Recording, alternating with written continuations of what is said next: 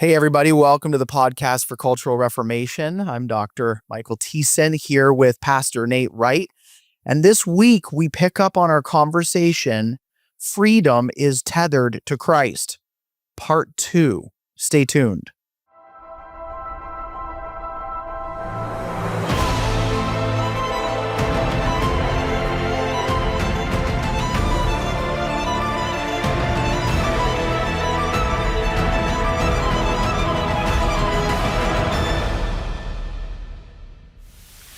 Well, this is the podcast for Cultural Reformation brought to you by the Ezra Institute, where we equip current and emerging Christian cultural leaders with a robust biblical worldview through in-person training programs and with a wide variety of print and digital resources.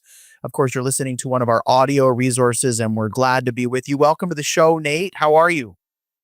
I'm doing great. Along with our Director of Content and Publishing, Jordan. We just got back from Tennessee, so we were in sort of your neck of the woods, but you couldn't make the Fight, Laugh, Feast conference, so we went, and we just came back. We had a great time connecting with our friends from Moscow, and Doug Wilson, George Grant, Ben Merkel, who's one of our fellows, were all there, so it was good to connect with some of our American friends that, quite frankly, you get to see more than I do, so it was nice to kind of connect with them.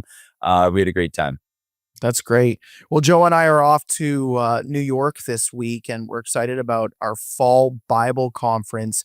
Can you give our listeners just a little bit of info about that, and then tell us about an event coming up, I think, fairly in the same region, just across the border up in your neck of the woods? Yeah, absolutely. So the fall Bible conference is in, like you said, upstate New York. It's at the historic Big Tree Inn, and it's a 3-day conference. And we're partnering with Sovereign Grace Church for their 20th annual Fall Bible Conference. And Dr. Joe Boot will obviously be there speaking. He'll be the main speaker, exploring the theme of the Lordship of Christ in culture.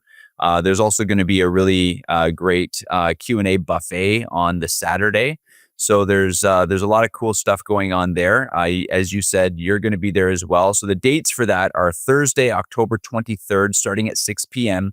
It's going to go through the Friday and through the Saturday and wrap up early on Saturday. So we would encourage you to come. You can go to EzraInstitute.com, and you can go to the tab under events and go to the Fall Bible Conference.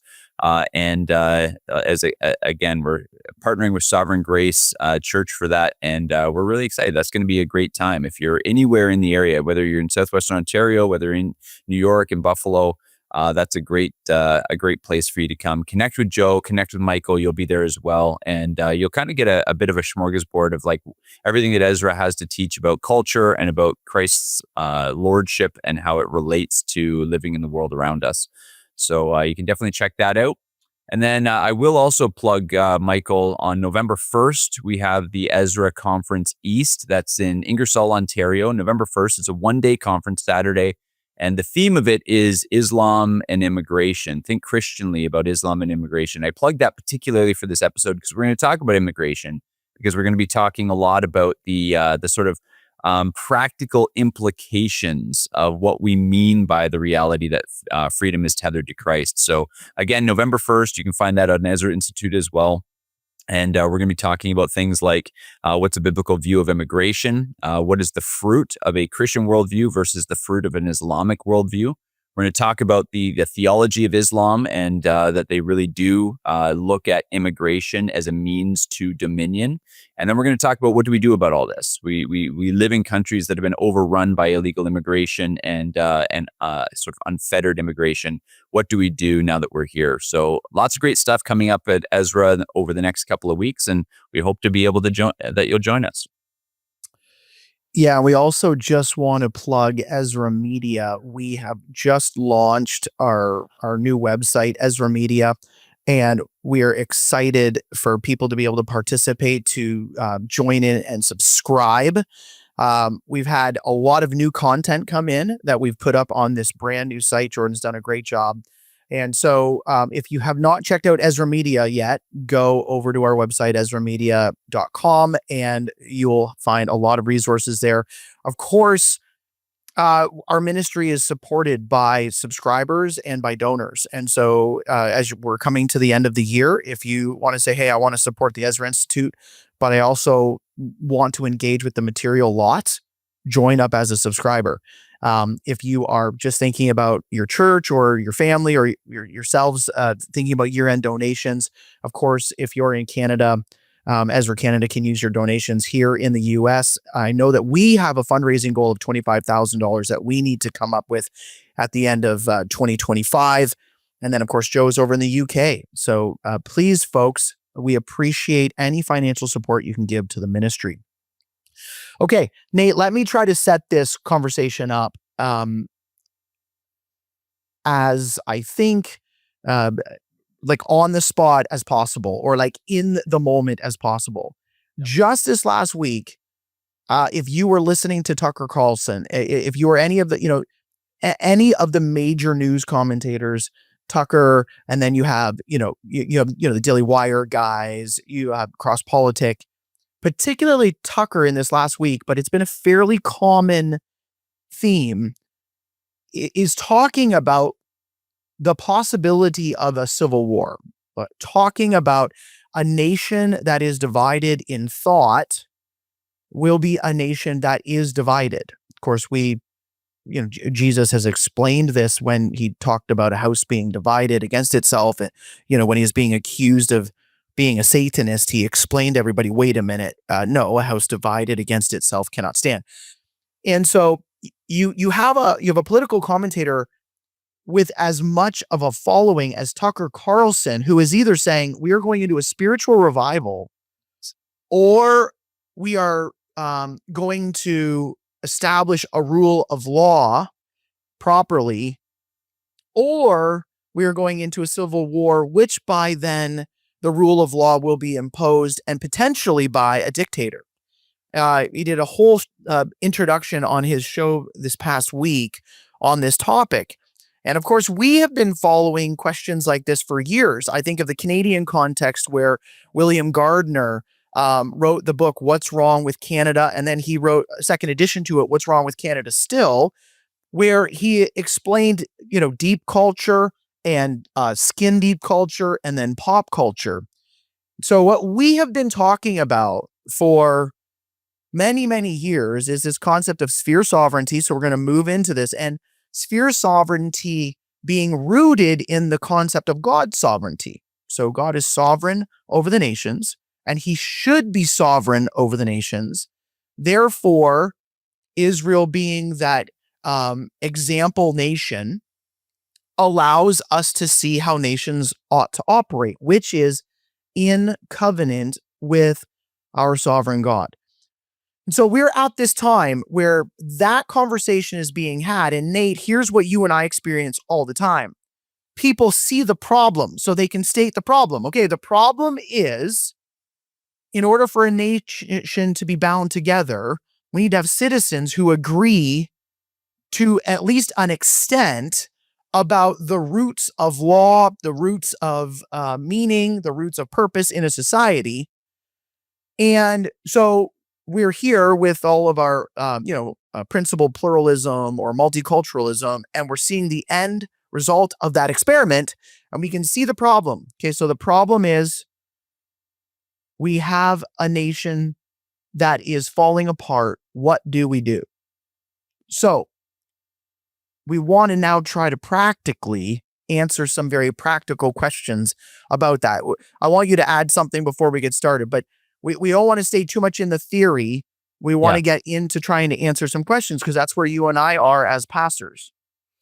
Yeah, for sure. And I think I smirked there for a minute because I thought you were going to say, so what do we do with this mess? Go. I was like, well, we've been talking about what we're doing with the mess. We're trying to make Christian culture. We're trying to make a Christian nation.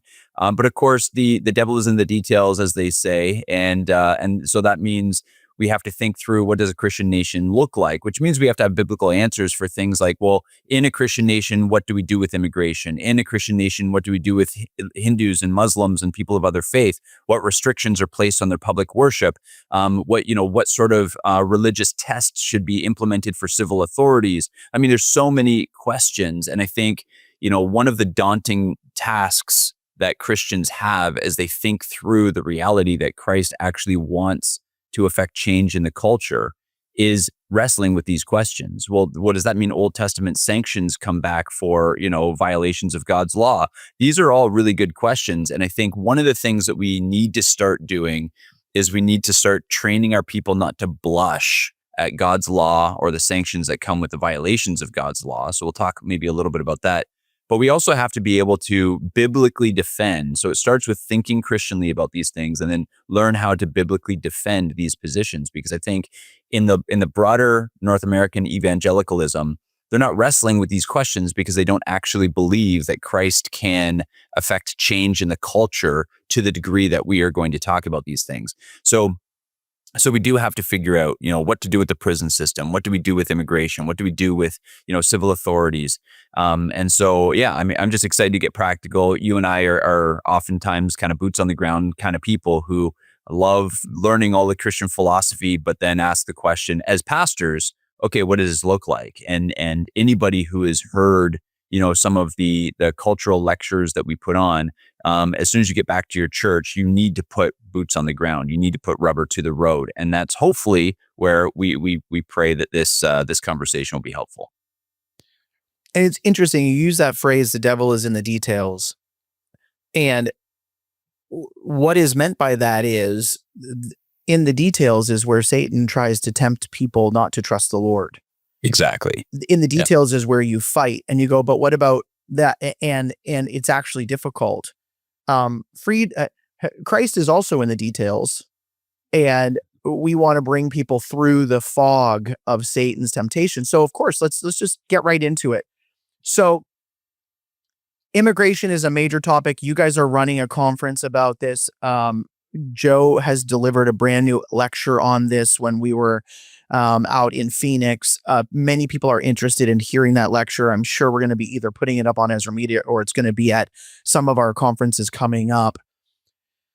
People in the United States, Canadians, Americans, Brits, everybody's fighting about what do we do now with immigration. And so, Nate, I've done a little bit of thinking about this morning and trying to answer this question. So what restrictions should be on immigration? I've done some thinking on this morning. So if it's okay with you, I'll get us started with the answer. Go for it. So I think, first of all, when we talk about nationhood, we've talked about it at the 30,000 foot level as being covenantal and constitutional. So a Christian covenantal constitution would look at every level of authority, including citizenship, in some way acknowledging God's sovereignty and God's word and God's law. Now, right now, if you look into, you just look into becoming a citizen in the United States, the oath is a very important concept. So if Joe were here, he'd already be talking about the queen and the king and the oath that the monarchy takes in order to declare that they will sit under the sovereignty of God.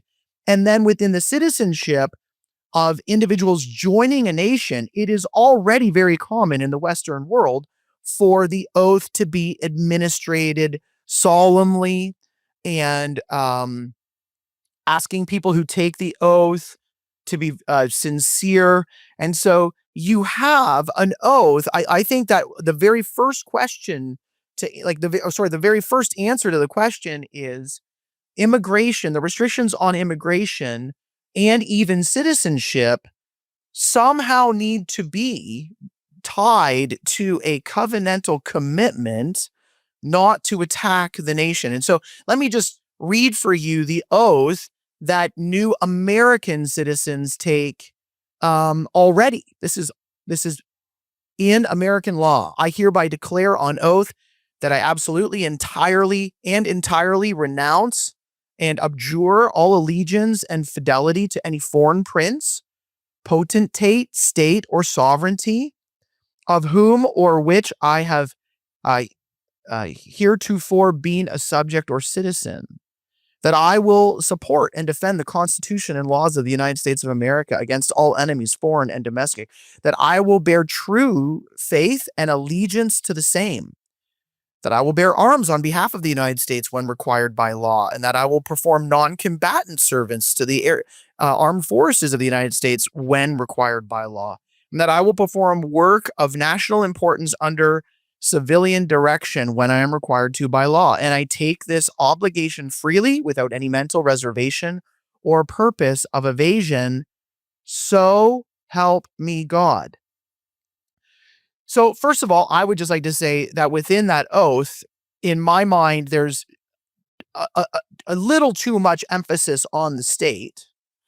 But a very simple phrase added and maybe more specific to Christ or to God, an oath like that brings people into allegiance. Of course, three things are happening in the oath. They are recognizing the sovereignty of God, even though it's minimal. I think that could be made clearer. They are recognizing the Constitution and the laws of the United States, and they're recognizing their willingness as a citizen to submit to that law. So this already happens, and I think this is key for moving forward, that we would be welcoming citizens into different Christian nations based upon an oath, on a commitment. Yeah, I think that's right. I think right now, both in the U.S. and in Canada, they actually have religious, religious commitments as a reason that you can actually bypass that oath. And so they actually allow immigrants in who say, because of my religious practices, I can't actually say that oath, and they don't. So they don't actually require it. But you're absolutely right. I mean, I think we get a nice, beautiful picture of biblical immigration in the book of Ruth when Ruth has this, very heartfelt, speech to Naomi when she says, where you go, I'll go. Your country will be my country. Your God will be my God. Your people will be my people. And that's sort of the biblical foundation for this oath, right? Because interestingly, Ruth was then considered an Israelite, and we know that partially because David came from her loins, and David was king in Israel, and there are sanctions in the Old Testament that would say that somebody with foreign blood in their veins couldn't hold office in Israel, and yet David held office. Why? Because Ruth was an Israelite. Her oath converted her, not only in terms of the spiritual conversion, but in terms of becoming a part of Israel. Same thing with Rahab, obviously, who was a Canaanite. So we do see this in scripture where people are brought into the covenant family and brought into, ethnic Israel because of their sort of immigration status, if you will. But I think you're absolutely right that it needs to start there. It needs to start with an idea that an oath needs to be had where people are not just coming in because they prefer to live in a particular place, but they're coming to actually attach themselves to the covenantal guidelines that the nation is founded on, which is why we've been critical of things like, the Wolfian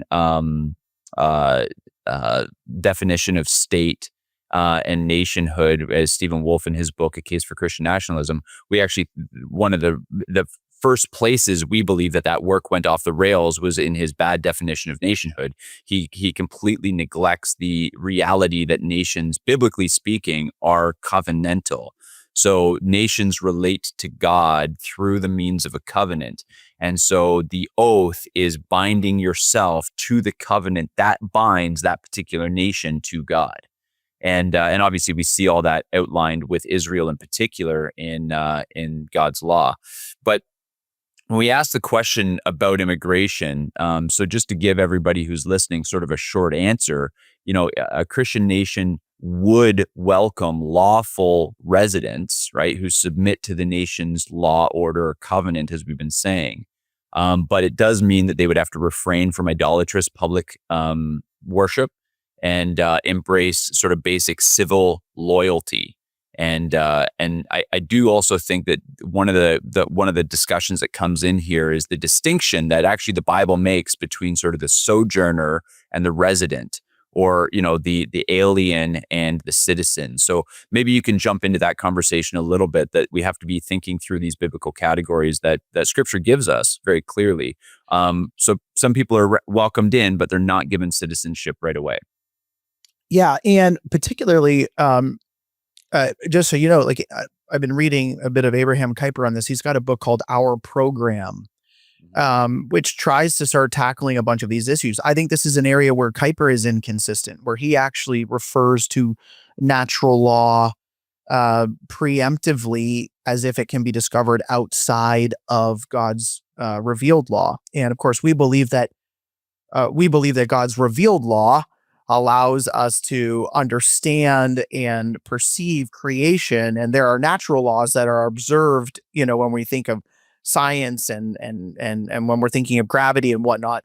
But I think this is an area where even Kuyper was, struggling, and he always had to come back to the Ten Commandments. So Kuyper kind of put out a little bit of everybody can see this, but then he would also have to include within the conversation the Ten Commandments. And so even within his discussion on this, Nate, was an oath. What about the atheist? Should the atheist take the oath? And the answer was that the atheist could not take the oath, but could come in to the country if a Christian gave an oath of sincerity on that person's behalf. Now, I don't particularly think that that's the way forward. And by the way, everybody, Nate and I want to say this is a conversation. This is not definitive. We're trying to get in a direction, but of course we're learning. And so when Nate goes directly back to Ruth, we're not trying to be biblicists where we only quote scripture and then we don't interact with ongoing Christian thought, but we do want to root everything we're doing in the Bible. So Nate, even when you bring up that idea of the difference between the citizen and the sojourner, I am in the United States not as a citizen. I am here literally on a work visa, and I am allowed to be here. There are very specific rules and laws that I have to follow that an American, if you walk down the street and tell an American about how many times I've got to go to the border and back and how fearful it is to just go over the border and have some random CBP officer just have a bad day and all of a sudden your life is thrown upside down. The average American citizen doesn't even understand that. They go, what? It takes that much work for you to live here? And so there is this difference. And particularly that the difference would be in a democracy, in a liberal democracy or a Christian constitutional democracy. It would be connected to voting rights. Yeah. And connected to the freedom to stay. So if someone wants to visit and be here on a temporary visa, maybe the oath is not required at that level because they're here on a temporary stay. But I think the moment there is a desire to enter into covenant with a nation permanently for permanent residence, the oath is incredibly important. And I don't think you should be able to have, again, this is maybe we're going to get into so many hot button topics. This is where the freedom of religion is limited in a Christian nation, because of course the founders in the United States and in Canada would never have imagined that the freedom of religion means the freedom of any thought. It was tethered to the freedom of a Christian expression or expressions of Christianity. And so here you do have a Christian nation in order to hold together. And before everybody just stomps off and gets upset or, shares this podcast and Nate and I, lose our jobs with the Ezra Institute, remember that we need deep culture. A nation can only be held together by a covenantal commitment. If it will be torn apart, people who have different ideas about what is right and wrong cannot endure together. You can have the odd criminal that is punished by right, but you can't have a fundamental disagreement about what is right and what is wrong. And of course, that then leads to another question. So then if there are Muslims and Hindus in a country, what restrictions would be placed upon them? What restrictions would be placed on worship? What are the limits to the freedom of religion? And Nate, I know you've done some thinking on this, and I want to pass that question back to you. It could even connect with the immigration question. They have temporary status here, or are they allowed to stay in the country? These are some things that are very difficult questions to answer, but I think they're important for us to get into. Yeah, for sure. So I think number one, it's important to just be clear what Michael's not saying, and saying that a temporary resident, a sojourner, as the Bible would say, somebody on a work visa, as using modern language, as Michael said, not taking that oath does not put them in a different category in terms of justice. One of the things that Scripture is absolutely clear on is there's an equal civil and judicial standard, right? One statute, both for you, Israel, and for the sojourner, Exodus 12:49. So the criminal law applies equally, including blasphemy and blood guilt. There's no two-tier court system, as we're actually seeing right now in the UK. Joe's talked about that a lot, with Sharia courts being set up for Muslim immigrants. That's absolutely ludicrous and completely foreign to biblical worship or biblical immigration. So the other thing is the question surrounding worship and religious boundaries. Interestingly, scripturally speaking, Sabbath rest and Sabbath restrictions it does include all the Hebrew word there is ger, but all of the sojourners, residents within your gates. And so there's again these things are across the board. In terms of the question, if we were to ask the question succinctly, just so again we're being clear, should Muslims or Hindus or anyone else be welcome in a Christian nation? And the answer is yes. They ought to be welcomed as neighbors and equal before civil justice within the limits that protect the Christian Commonwealth's first table public order. So that means no idolatry in civic ceremony, no rights that violate natural justice, and the peace, right? So, in other words, they can come in and they can be here so long as they submit to our rule of law, and they are not given any rights in terms of public worship, public prayer, anything like that. So in Scripture, essentially, if a sojourner, if a foreigner comes into the land and they have their own household gods, the role of a Christian nation is not to run into their home and destroy all of the gods within their homes, but it is to restrict no high places, no places of worship, no synagogues, no mosques, right? No Hindu temples in public order, no public prayers. And I think that that's very biblically defensible. And I now, that's me going to the Scriptures and applying things in a way that I think is one-to-one. But I would also say that we live in a time where mass immigration has been so abused that I would absolutely, if you're asking me the question, Michael, you're king for the day, Nate, what's happening with immigration tomorrow? No pun on the No Kings protest that happened last weekend. That's right. Awesome. No kings but Nate protest. That's yeah. Then honestly, my answer would be no more Muslims for a long time. Like you turn off that tap, knowing that, so I think biblically speaking, I don't think that you would be in the right to turn off immigration completely. I don't think there's a precedent for that.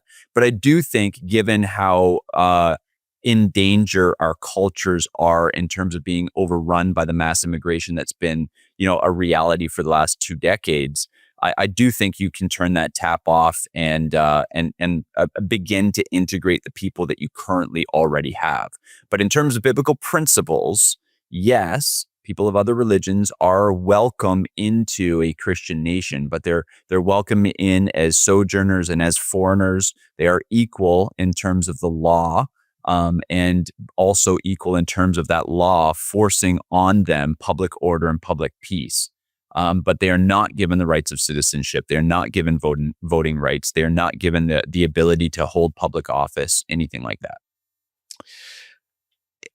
Now, everybody, if you had the alternative to have this conversation or to be planning the next defense of your province because Canada or the United States, any one of the states, are in civil war. Like, we need to have this conversation because right now, like, for example, Islam is in the second tier of jihad, and that is to declare and promote their strength. And if the infidel does nothing, then you don't do anything. But if the infidel shows strong resistance, then violence is permitted. So when you see this public praying in the streets, like someone who lives in Toronto who wants to commute downtown Toronto, whether they're a Christian or a Muslim or a Hindu or whatever, you don't go pray. Christians don't go pray in the streets to shut down traffic. When we held public protest in the middle of COVID, we didn't attempt to shut down Queen's Park. We went to Queen's Park and protested on the lawn where you're allowed to. Even the trucker convoy was limited. One of the biggest protests run in Canada was limited to one street. So yes, protests do disrupt at times. So when you see Muslims praying in the street, they're not doing that because they don't have a mosque to go to or they have to do it here. They're doing that to show strength. And so this is so province of Quebec right now, Nate, is trying to outlaw all forms of prayer. And of course, you see the online commentary where it's like, well, they're just really trying to get the Muslims. Okay. So that's the case. In Canada, the Quebec government is trying to deal with what do we deal with Islam, and their secular answer is you treat all religions the same, no more prayer, except to the state.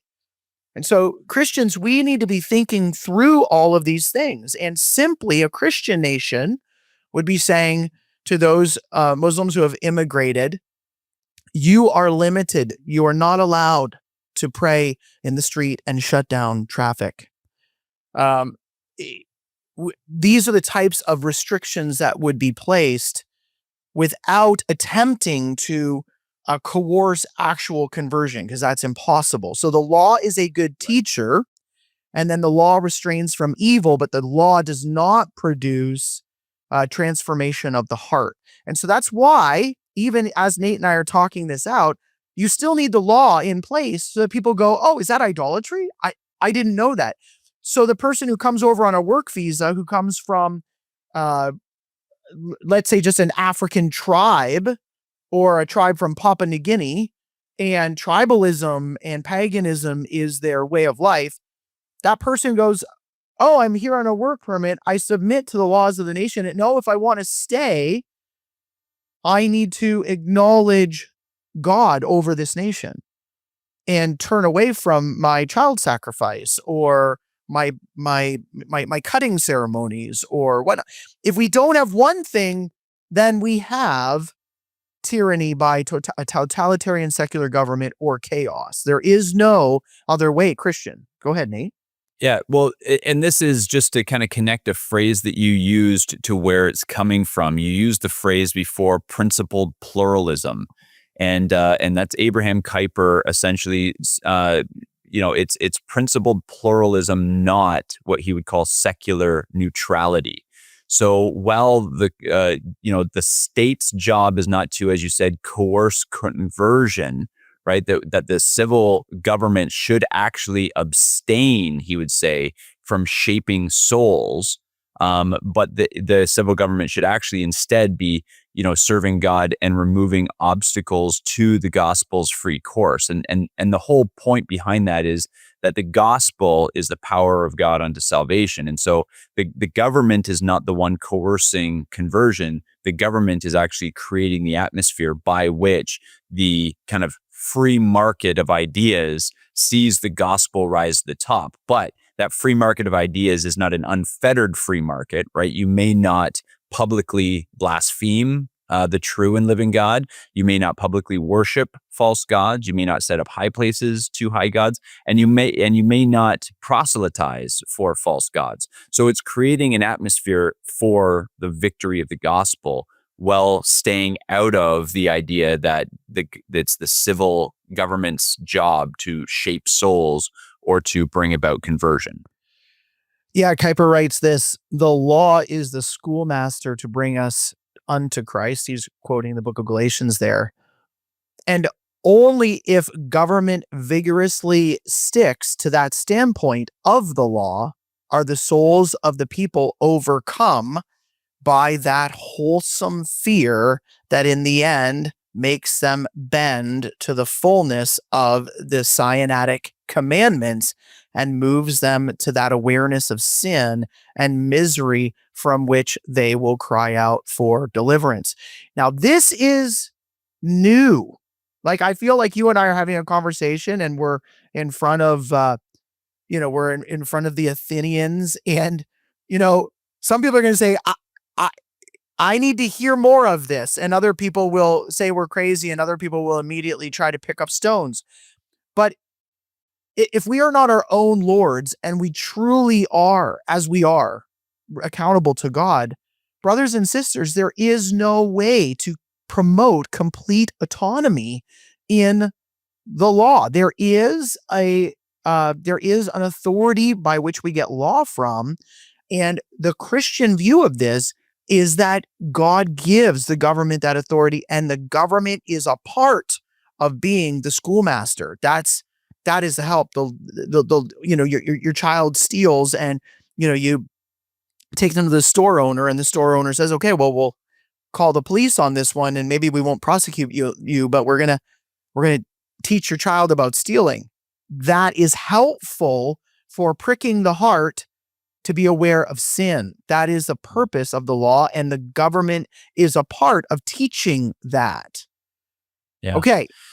So Go ahead, Nate. let me jump in for a second, Michael, because I think one of the things that we've kind of been tiptoeing around that I think we should answer the question explicitly, some of our listeners might have, because we said, Muslims, Hindus cannot hold public office. So that begs the question, well, what about an atheist? And so let me ask the question this way. In a Christian nation, should all civil leaders profess Christ? What would we say to that? Or get the conversation going at least? I think that the oath is so important that the answer is yes. I'd actually be grappling with, what does natural citizenship look like? I appreciate the privileges of being a Canadian, but we've literally just seen a young American attempt to assassinate the president of the United States. Obviously, his life is over. We've seen the assassin of Charlie Kirk now be punished criminally. Should they not lose their citizenship over that? What would that look like if they lost their citizenship over that? And does that mean exile from the country, or does that just mean the loss of voting privileges? I'm pretty sure we could Google right now. I'm actually almost positive that criminals to some extent lose voting privileges, and this is an ongoing argument between the conservatives and liberals about whether criminals in jail should be able to vote. Maybe one of our, maybe Jordan in the after show can give us that answer. Jordan is our producer, and he's going to come on, and maybe Jordan can give us the answer to that question. But so my citizenship needs to be linked to the oath, and my service as a leader certainly needs to take into account my understanding of being a minister of God. Again, not a minister of the gospel in the same way that pastor is. We're not talking about the church becoming a bunch of churchmen becoming politicians. We are talking about representative government, sphere sovereignty, two different purposes. But no, I think I'd answer that question in a Christian nation. All civil leaders should be able to, in full sincerity and honesty, take an oath that acknowledges the sovereignty of God over law, because he, of course, is the source of law. Yeah, I think you're absolutely right. And you're jumping all over here because there's other things. And this is part of what it means to think through what is a Christian nation. It's so easy to get on Twitter and talk about Christian nationalism and we want a Christian nation and guys, we're winning. But we if we neglect the guys who have done the most amount of work on this, whose shoulders we ought to be standing on, the Rushdoonys and the Abraham Kuypers and the Gary North's biblical blueprint series and these kinds of guys, then all we are is a gong on Twitter. Like, we got to think through these things and have answers to the questions, because I'm glad you didn't call me a gong, but I did think you called me.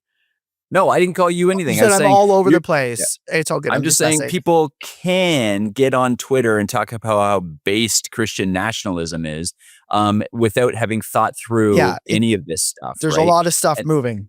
Yeah. So all that to say, I agree with you completely that I think magistrates are God's ministers as deacons, and so they should publicly acknowledge Christ. And practically, office holding should at minimum require explicit loyalty to the Christian Constitution and essentially to the ecumenical creeds of the church. So I would suggest, sort of the Apostles' Creed as being a sort of, or the Nicene Creed being the sort of bare minimum in terms of what must be affirmed to hold civil office. So a Christian nation ought to aspire to Christian rulers. But I think that we should avoid sort of clerical tests or inquisitions into the particularities of that civil magistrate's convictions. So with the founding fathers, both in Canada and the US, as you talked about, they weren't talking about freedom of religion, without restrictions. They were actually talking about the Presbyterians not forcing infant baptism on the Baptists or vice versa, right? Like, that's what they were talking about. So, a basic ecumenical Christian creed is a must for those who hold office in a Christian nation. And I think that one of the things, but okay, so then you start asking the question. Okay, wait, don't just pause that. Don't go somewhere. I just want to add to what you just said there. So again, right now you're hearing like Supreme Court justices being appointed and people saying we want a constitutional judge. And that's because without the oath to God, that's right, the interpretation of the Constitution. So when they have the oath about defending the Constitution, there is the implied oath to God, but it needs to be explicit in order for there to be any meaningful Constitution. Okay, so that's why you've just connected that dot, Nate. Okay, go ahead. Yes. On to the next thing. So then you talked about, like, should citizenship rights be taken away based on violations of civil justice, civil peace, and God's law? And the answer to that is yes, absolutely. But I mean, even in that is an implication, because Charlie Kirk's assassin and would-be assassins of Trump ought to be executed immediately, right? We're not so this is the other thing, is like, we're talking about the expediency of public justice, and in a biblical system there is no prison system, right? We don't have penitentiaries where people are sentenced to years in prison. You are imprisoned insofar as you are awaiting trial or awaiting judgment, but judgments are immediate and swift, and they don't come with prison sentences.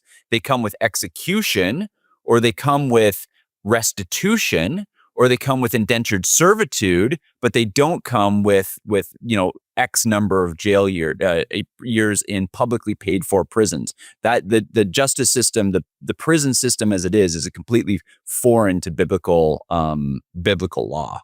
Joe Boot goes on holiday one day, comes back the next day. Guys, what have you done?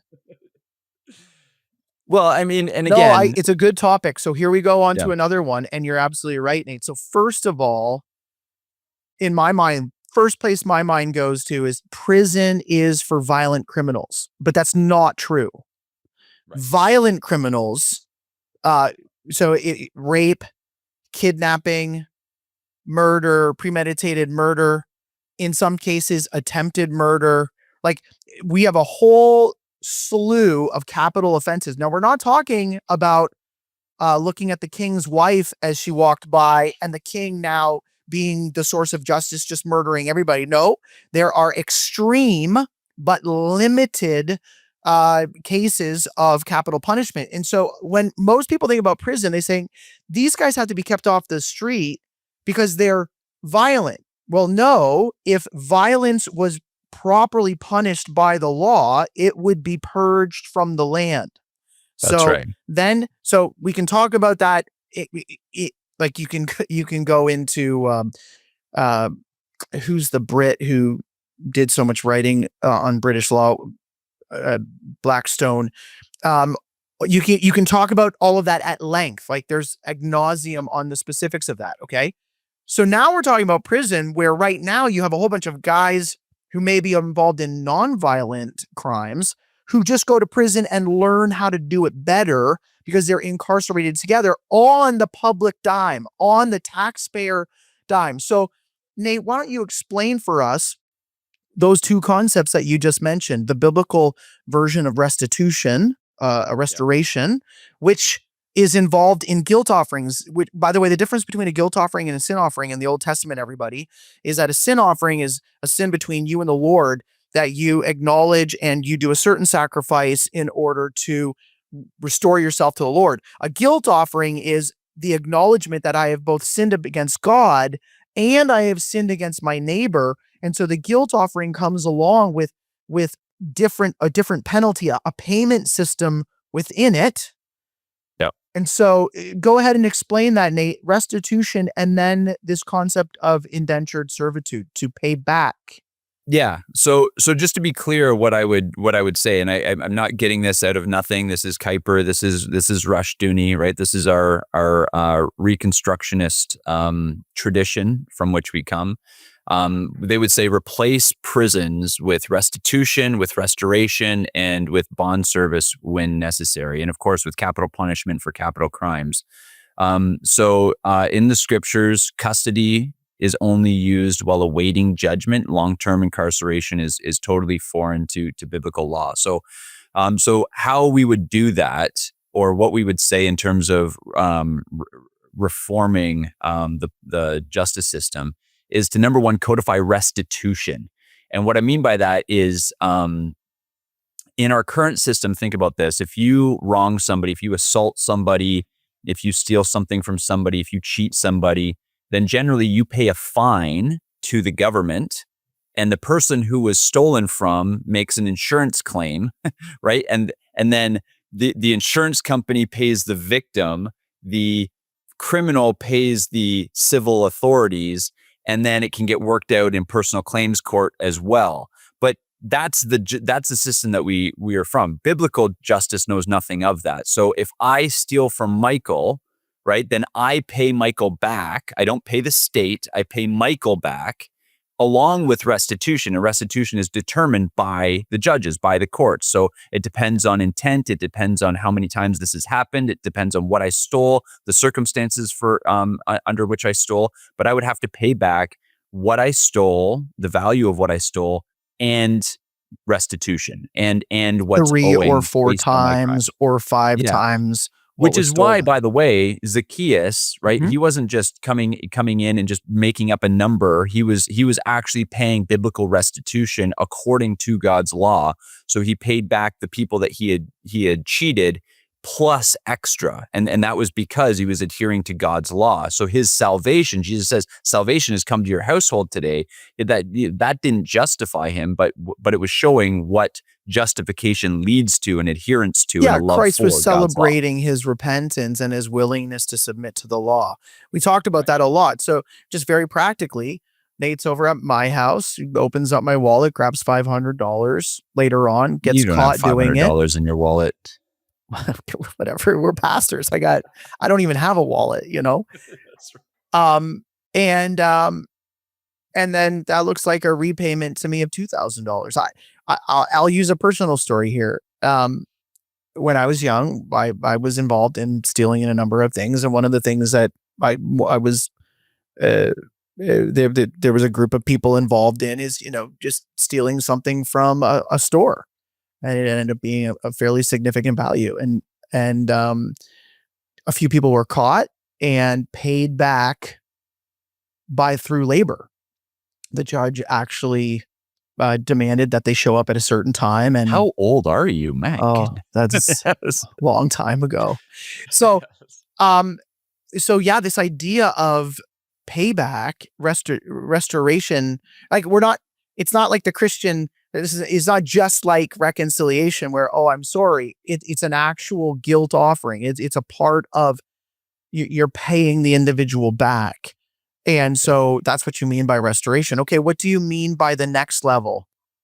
So the natural question that comes up, and again, we're just trying to think Christianly through these things, right? So the natural question that comes up is, well, the vast majority of people who are committing these sort of petty thefts are generally criminals who don't have the money to pay back what they're stealing anyway. Like isn't that part of the problem? And of course, yes, it is. And we can get like these conversations can always get bigger. Okay. Like what happened in a Christian nation? What does the economy look like? How do we avoid cyclical poverty? Because those are all good questions that have biblical answers as well, by the way.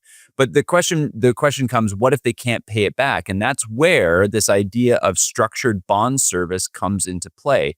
The Bible call it indentured servitude. Some people who want to lambaste us as extremists would call it slavery. But the idea here is that if you cannot pay back with monetary value or with something similar, what you actually owe, then you work off your debt. So again, I steal the $500 from Michael. I don't have the $2,000 to pay him back what I stole plus restitution. So now Michael says, well, I got a bunch of, I got a property here. So the judge says, Michael, if Nate came to your house, would you have work for him to do? And you say, yeah, I got a bunch of trees that need to be cut down. I got some grass that needs to be cut. I got some shingles that need to go on, my bunkhouse.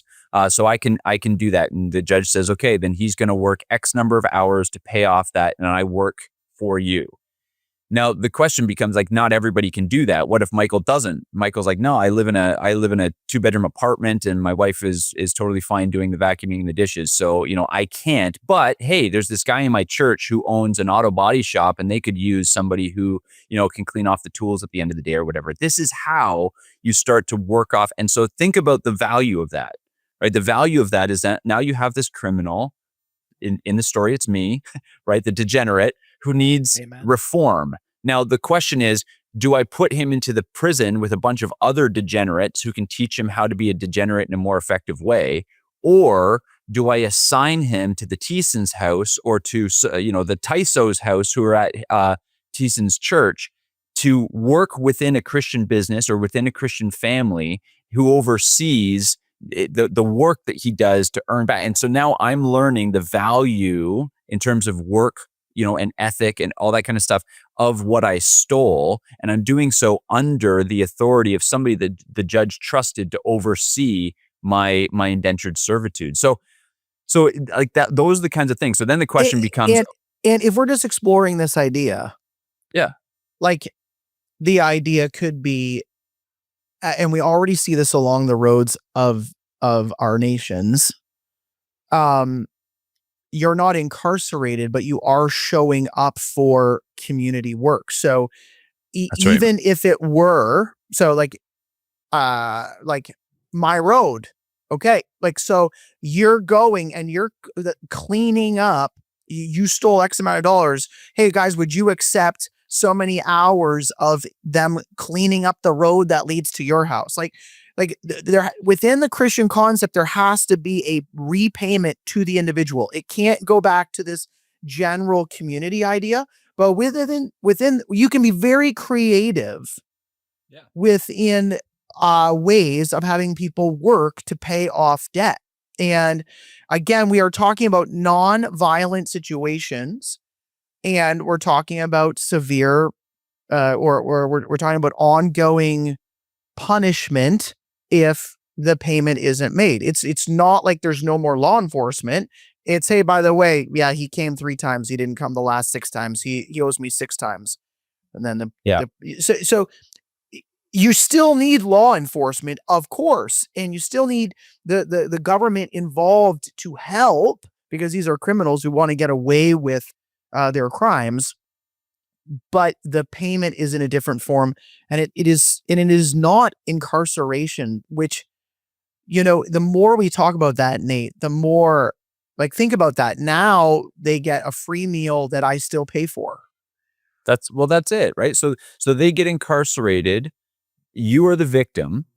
They are the criminal. They get incarcerated, and you're, as a law-abiding citizen, tax money goes to pay for their meals, the roof over their head, and the education that they're getting right? Whether that be, the state funded education or just the social, education they're getting from the other criminals that they're living with. So uh, I think it's Rushdoony. It might be Kuyper, but I think it's Rushdoony who calls this sort of victim advocacy at the center of biblical justice. Now, we live in a culture where victimhood, right, and playing the victim is such a problem that we kind of tweak a little bit at that, maybe rightfully so. But the idea of victim advocacy is the idea that the person who is actually the victim has a say in what's going to happen, right? So a victim of, think about adultery, right? So when a man commits adultery on a woman and it's found 2 or 3 witnesses, this is a capital offense. It's actually the wife who is cheated on who gets to decide whether or not the capital punishment, the full extent of the law, is sought after or a lesser offense. So it's the same sort of thing as you said in your model. Is this a way that this criminal is serving you? It's not that he just gets pulled up into the cog of the civil government, the federal government, who just says, "Oh, we got a criminal we can put to work now. You're going to go and build, dig ditches." Well, no. Does the ditch digging specific has Michael, who is the victim of this crime, will he benefit from the labor? Like that, the victim is at the center of this, rather than right now the civil government is at the center of this, right? I defraud you and I pay them a fine. Well, and I think everybody right now, in my mind, it's like, wow, that's going to take so much oversight. Well, it takes oversight until actually people learn not to be unlawful. Exactly. That's right. You see, that's the irony. Because the irony is people go, that's going to be, but wait. What actually happens is people go, oh, if I steal from Thiessen, like I'll give you an example from our life, right? So Sarah and I sold a house in Canada, and on the closing day, we were asked for an extension. So then we gave them a 30-day extension. On that closing day, we were asked for another 15-day extension. And then we were asked for a percentage of the house price reduced. So I called my lawyer up and I said, what's going on? He said, well, Indian barter culture has come to Canada. And what they're doing right now, very commonly, this is my 10th case this year, where immigrants moving out of the GTA are coming into this area in Alliston, and they are using the closing date to barter more. I said, well, bartering's not bad. I love bartering. I've lived in Africa, but in Canada, you barter before you sign the contract, right? And he's like, yeah. So I said, so we have legal confidence. Yeah. So why are these people doing it? He's like, oh, the average Canadian just won't do it. Like the average Canadian says, like they flinch on closing day because they want it to be done.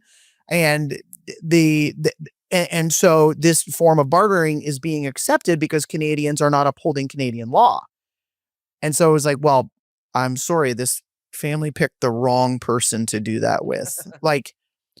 And so we went back to them and basically said, counteroffer, you are at $100,000. No, we actually took the house. They were in breach of contract. So we put the house on the market the next day and sent them a letter saying, we're suing you for the maximum amount that the law will permit. Well, lo and behold, within 4 hours, they had the money. So the point that I'm trying to make is this teaches. So I hope that I just taught that young immigrant couple moving from the GTA that Canadian law says barter before you sign the contract. Right. That's it. Yeah. Yeah. And so this is a type of thing that if people know, and by the way, you and I aren't lawyers. We could get like 5 lawyers on here. And I would think that we already have a lot of these things going on in the background. Like even here in Kentucky right now, there's juvenile laws where the parents need help from the police because they're having an underage child being, delinquent from school or not abiding by a curfew or whatnot. And even in that, you have the parents being a part of what the form of discipline is going to be, even though they've asked for some help by the state. This stuff is all there, everybody. We just need to keep going and keep explaining this. So let's just tidy things up, Nate, with two last questions. Back to you. So I'm Sure. sure that we are going to have many people be freaking out that this would be, of course, a restriction on freedom of religion and freedom of speech. And also then, you can't talk about all of this and not talk about a Lord's Day Act. So why don't you go through both of those answers, and then we'll move over into the post show for those of us who are now those individuals who are with Ezra Media Plus. Yeah. So, okay. Real quick, sometimes because we live in such a totalitarian statist country, Christians can become more libertarian than I think the scriptures actually are. Right. And what I mean by that is we can just kind of have a reflex to the civil government doing anything. And so we want more libertarianism, but we don't actually want libertarianism. We actually want, a Christian nation, but it comes across as libertarianism because right now the civil authorities do everything so badly. So it just, I don't, just as a yeah, comment to that is what Abraham Kuyper, why he named his political party the Anti-Revolutionary Party, because libertarianism is actually just French for antinomianism. And so that's where people get confused. They think big government bad, so we want no government. Secular government There's a ditch on both sides. So we don't want a Christian government either. When in reality, the Christian answer is we're anti-revolutionary because we're not just a bunch of revolutionaries with no law and our own order. We're promoting God's law, God's order. Go ahead. Yeah, that's right. Exactly. So I say that simply because some Christians will balk at the idea of blasphemy laws and restrictions on free speech, because aren't we the advocates for free speech? Well, yes, we are. So every nation, though, we have to remember, has blasphemy laws, right? What is sacred may not be publicly reviled. So the only question is, whose God do they protect? And we've talked about this many, many times. So in a Christian nation, civil blasphemy laws should be narrowly drawn, right, to protect public order and the honor of God in the civil sphere without creating sort of a speech policing leviathan like we see in the world now, right? So Christian nation blasphemy laws should distinguish reasoned religious dispute, which is protected, from malicious reviling that attacks sort of the foundations of public peace and justice. And so, for example, you cannot publicly blaspheme, you cannot publicly mock the living God. That would be a restriction on free speech, and it would be one that's biblically justified in a Christian nation. But one of the things that Rushdoony does in the Institutes of Biblical Law that's really good is he distinguishes between positive commands and restrictive commands, right? So interestingly, positive commands are actually far more restricting. You must, right? So if you must do this, you may not do anything else. But if a law says you may not do this, then everything else is lawful, right? So think about it this way. God created the Garden of Eden, and he says, he put Adam and Eve in a world of yes with one no, right? Don't eat from that tree, right? What he didn't say is you must eat from this tree, this tree, this tree, this tree, this tree, this tree, or this tree. It's restrictive law. You may not do this.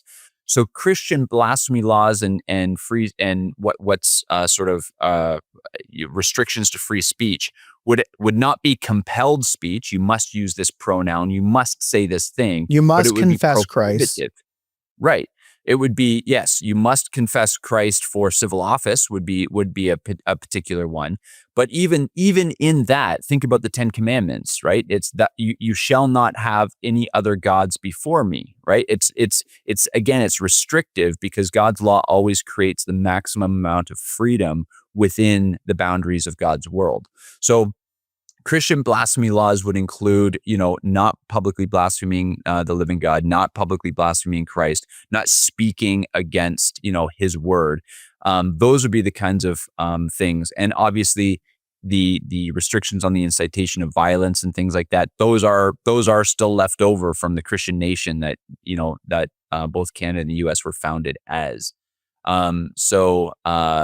Basically, Rushdoony, he argued against basically said any sort of assaults on the social order must be restricted because law is covenantal, right? And so right now, for example, you have these protests. All right, protests are fine, but when you start saying death to America, when you start talking about like the downfall of Western civilization, those would actually be things that would be restricted. You can't actually call down the destruction of the nation in which you live. Those are indictable offenses.